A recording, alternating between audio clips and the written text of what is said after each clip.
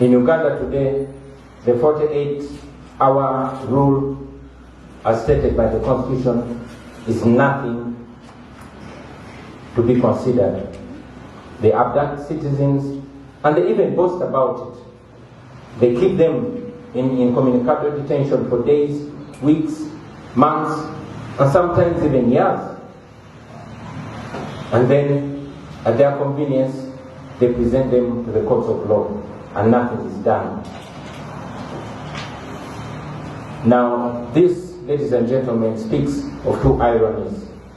The first irony is that the person presiding over all this impunity, and that's General Museveni, while he was addressing this very law society that I'm addressing today, on the 25th of February 1987, he spoke so passionately. He said the law can't be manipulated against the people.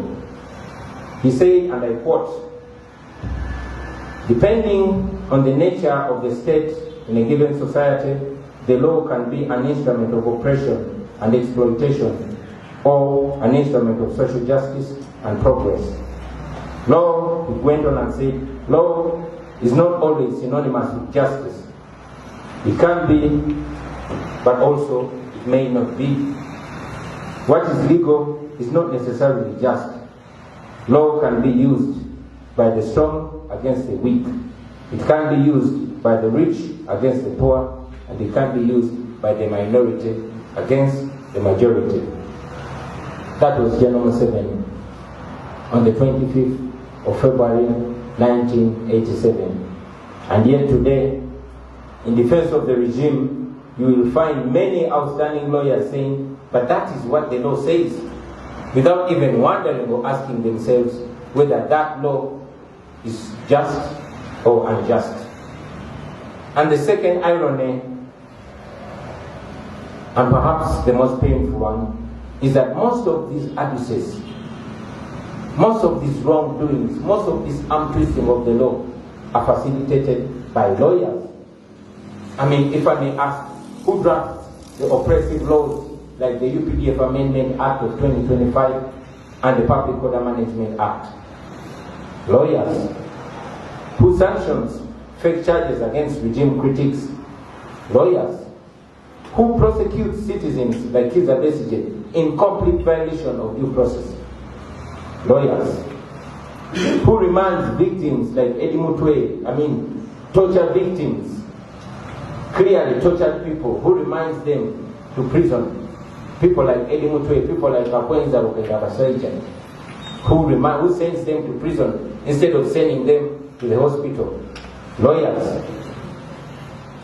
Ask yourself, who has frustrated our electoral justice system in Uganda to the extent that it's clear that overturning a presidential election in Uganda is harder than a camel passing? Yes, he was controversial, but he was a very good lawyer. And he was a very wealthy man by any standards. But he died in prison, denied bail, and by extension denied the medical attention that he so badly needed. He passed away.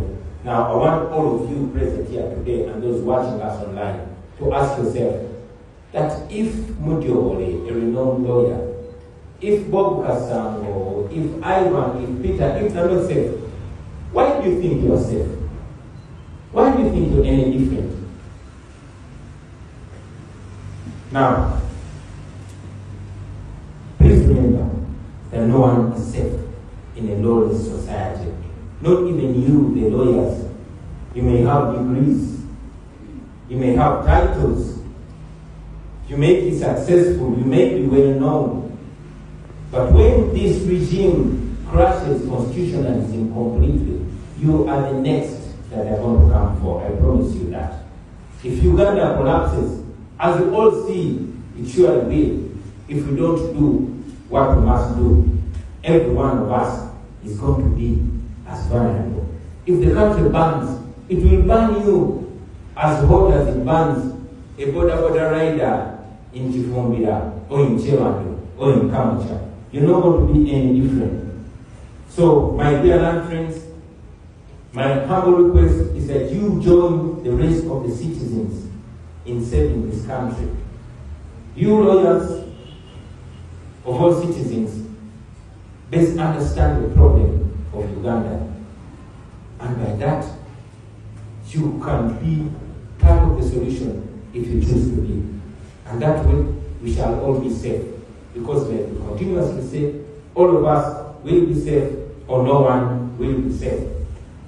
Different generations of lawyers in Uganda are always risen to the occasion whenever history has called.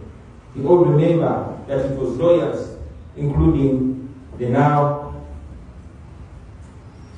gone Justice Kanyama. It was lawyers that were the driving force in the Moshu Conference, which culminated into the liberation of Uganda from the Amin dictatorship. And yes, it was lawyers like Council Sam Njuba, who was once president of this very society, the Uganda Law Society, that rose to the occasion, closed his chambers, folded his sleeves, and joined the rest of the citizens in the 80s to try and liberate this country and return the rule of law that he so dearly believed in.